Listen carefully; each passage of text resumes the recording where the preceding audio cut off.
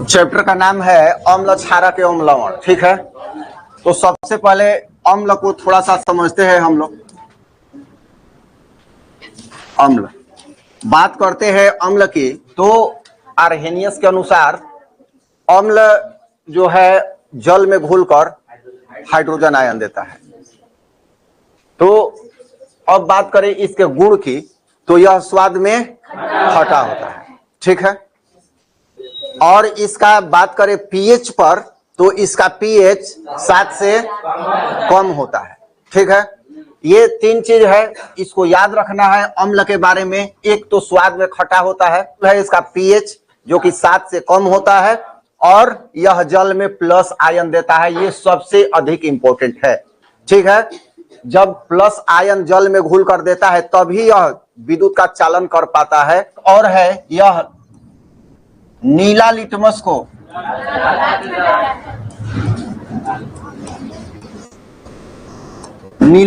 क्या कर देता है, और लाल लिटमस को क्या कर देता है? नहीं, कुछ नहीं करता है। और लाल लिटमस पत्र जब इसमें प्रवेश करते हैं तो अप्रभावी रहता है, कोई प्रभाव नहीं पड़ता है। लेकिन इसके बारे में एक और जान लो कि ये कब करता है। कभी कभी ऐसी स्थिति आती है कि अम्ल तो बहुत ही सांद्र है, लेकिन वह लिटमस पत्र पर कोई प्रभाव ही नहीं डालता, चाहे नीला हो चाहे लाल हो।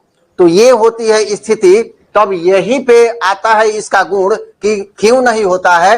तो जब शुष्क, अभी पढ़ेंगे हम लोग इस चैप्टर में कि शुष्क अम्ल को या शुष्क अम्ल पर जब लिटमस पत्र, नीला लिटमस पत्र लाया जाता है तो वह कोई प्रभाव नहीं डालता, क्योंकि उसमें जल का गुण ही नहीं है। हाँ, तो जब सूखा होता है तो ऐसा क्या होता है, क्यों ये अपना गुण छोड़ देता है? तो इसका अपना गुण तभी प्रदर्शित होगा जब जल के अणु रहेंगे। जल के अणु रहेंगे तो होगा क्या, या तो हाइड्रोजन आयन या हाइड्रोनियम आयन बनाएगा। हाइड्रोजन आयन का मतलब H+ आयन बनाएगा, और हाइड्रोनियम आयन का मतलब H3O+ बनाएगा। ये होता है। तो ये आयन जो होता है ना, अब इसी के साथ ही अपना गुण प्रदर्शित करना प्रारंभ करेगा। क्वेश्चन आएगा कि शुष्क अम्ल और शुष्क लिटमस पत्र दोनों ही शुष्क है, मतलब सूखा हुआ है। सूखा हुआ का मतलब जल का एक भी उसमें अणु मौजूद नहीं है। तब क्या होगा, तब ये लिटमस पत्र पे कोई प्रभाव नहीं डालेगा। ये याद रखना है। ठीक है, और जैसे ही दोनों में से कोई एक आर्द्र होता है, या तो अम्ल शुष्क है और लिटमस पत्र आर्द्र है, तो ये अपना प्रभाव डाल देगा, क्योंकि कहीं ना कहीं दोनों के बीच जल का गुण आ गया है। समझ में आ रहा है? अब क्षारक, ये क्षारक जो है इसको भस्म के नाम से भी जानते हैं। भस्म, तो भस्म को जब जल में मिला दिया जाता है तो क्षार बन जाता है। आर्हेनियस के अनुसार भस्म मतलब क्षार या क्षारक। ठीक है, क्षारक ये OH- आयन देता है, हाइड्रोक्साइड आयन बोलते हैं इसको। ठीक है, हाइड्रोक्साइड आयन ये देता है। कौन? क्षारक। और जब अम्ल क्षारक को मिला देते हैं तो लवण का निर्माण होता है और जल भी साथ में बनता है। और इस अभिक्रिया को उदासीनीकरण के भी नाम से हम लोग जानते हैं। तो एक एक चीज देखोगे, सारा कुछ एनसीईआरटी में है। दो चीज हम लोग समझे, एक तो समझे अम्ल और दूसरा क्या समझे? क्षारक। और तीसरा दोनों के मिश्रण से क्या बन गया? लवण बन गया। तो ये जो लवण बनने की प्रक्रिया है, इसको किस प्रक्रिया के अभिक्रिया के नाम से जानते हैं? उदासीनीकरण की अभिक्रिया। और लवण के साथ साथ और क्या बनता है? चलो, बहुत बढ़िया। तो ये है, ये सबसे इंपॉर्टेंट है जानना कि अम्ल प्लस क्षारक या अम्ल प्लस भस्म बराबर लवण प्लस जल। समझ में आ रहा है? हाँ, तो ये हो गया। अब आते हैं थोड़ा सा पीएच पर, क्योंकि पीएच से ही अम्ल क्षारक दोनों जो होते हैं इनका निर्धारण किया जाता है। तो पीएच स्केल जो होता है, एक स्केल विकसित किया गया है। ये बीच का पॉइंट जो होता है इसका पीएच 7 माना जाता है, और 7 जो होता है वो एकदम न्यूट्रल होता है, उदासीन होता है। ठीक है, तो अब ये उदासीन जल का पीएच मान कितना होता है? नहीं, शुद्ध जल का पीएच मान 7 होता है। जल का कहने का मतलब वर्षा जल भी आ गया, तो हम जो पीते हैं उसका जल भी आ गया। आए दिन सुना होगा तुम लोगों ने कि जल का TDS चेक हुआ है, बढ़िया है नहीं है। ठीक है ना? तो जो हम लोग जल, अच्छा ये बताओ, जल जो होता है जो हम लोग यूज करते हैं, जाने अनजाने किसी भी रूप में, चाहे पीने के रूप में या कृषि सिंचाई के रूप में या अन्य कामों में, अगर जल में विद्युत धारा जाए तो सुना होगा कि पानी से लाइन मार दिया है। अगर 7 उसका पीएच मान रहता तो लाइन मारता ही नहीं, हाँ उसमें टूटेगा ही नहीं वो। तो यहां जो है शुद्ध जल में विद्युत धारा प्रवाहित नहीं होगी, ठीक है। तो कहीं ना कहीं जल में अशुद्धि है और वो अशुद्धि अम्ल के रूप में है, ठीक है। तो जल का जो है, जो हम लोग सामान्य जल है या वर्षा का जल है, आश्रित जल छोड़ के उसका पीएच मान 7 से कम हो जाता है, थोड़ा सा मिलेगा अम्लीय वर्षा।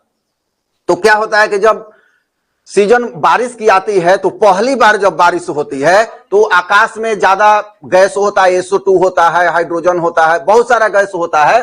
तो वो वहां से जब बारिश की पानी आती है तो उन गैसों में घुलती है और घुलने के कारण क्या होता है, वो अम्ल का निर्माण कर देती है। और वो पानी जब धातु वाले कुछ बिल्डिंग होते हैं या कोई सामान होता है या कोई वस्तु रखी हुई होती है लोहे की, तो उस पे जब गिरता है तो वो ज्यादा प्रभाव देता है। देखना पहला दूसरा बारिश जब पड़ेगा और लोहे के वस्तु पर पड़ जाए तो उस पे पीला पीला कुछ देर के बाद एक दाग हो जाता है, और वो हमेशा नहीं होता। जब वही बारिश का पानी बहुत समय बारिश होने लगे बरसात के मौसम में तो उतना प्रभाव नहीं डालता है। तो ये भी पढ़ना है अम्लीय वर्षा के बारे में। तो वह आश्रित जल है क्या, तो जल को हमने गैस चूल्हे या किसी भी चूल्हे पर रख दिया और जो भाप बन के ऊपर उड़ा और उस जल को जब एकत्रित किया तो वो आश्रित जल हो गया, ठीक है, वो शुद्ध जल है। अम्ल का पीएच जितना ही कम होगा वो प्रबल होगा कि दुर्बल होगा, प्रबल होगा। अम्ल का पीएच जितना ही कम होगा वो प्रबल अम्ल होगा, समझ में आ रहा है ना। और इधर जाएगा तो ये क्षारक बढ़ता जाएगा, 7 से अधिक रहेगा तो क्या होगा, क्षारक होगा। अब एक यहां से बात आती है, किसान से संबंधित, मिट्टी मृदा से संबंधित एक प्रश्न आता है कि किसान जो होता है फसल उसका कब सही नहीं हो पाता है, तो जब मिट्टी अम्लीय हो जाती है तब। इस मिट्टी अम्लीय को क्षारकीय बनाता है तो उसमें चूना पत्थर और भी जो कुछ है, कैल्शियम कार्बोनेट, इस सब का मिश्रण जो है मिट्टी में मिला दिया जाता है। मिलाने से क्या होता है कि वो मिट्टी जो होती है क्षारकीय हो जाती है और तब फसल बढ़िया मिल पाता है, क्योंकि फसल के लिए ये पीएच मान जो है क्षारकीय होना चाहिए।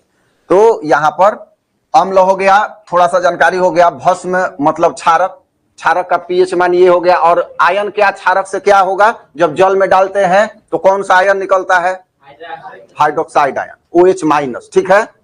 जांच करने के लिए 2 तरह के सूचक होते हैं, ठीक है। एक क्या होता है, प्राकृतिक सूचक, प्राकृतिक सूचक। प्राकृतिक सूचक में ही लिटमस पत्र आता है, हल्दी जो होता है वो भी आता है प्राकृतिक सूचक में, ठीक है। तो ये हो गया लिटमस पत्र। हल्दी से भी होता है, हल्दी जो होता है लिटमस पत्र तो होता है, ये हल्दी से भी हो जाएगा। हल्दी भी प्रभाव में आता है, अम्ल में होगा तो लाल जैसा ये हो जाएगा। संश्लेषित सूचक, ये बनाए हुए सूचक है। 2 सूचक होते हैं, मेथिल ऑरेंज और फिनोल्फथेलिन, ये आता है क्वेश्चन कई बार। प्राकृतिक सूचक और दूसरा संश्लेषित सूचक, ये संश्लेषित में 2 नाम और प्राकृतिक में 2 नाम।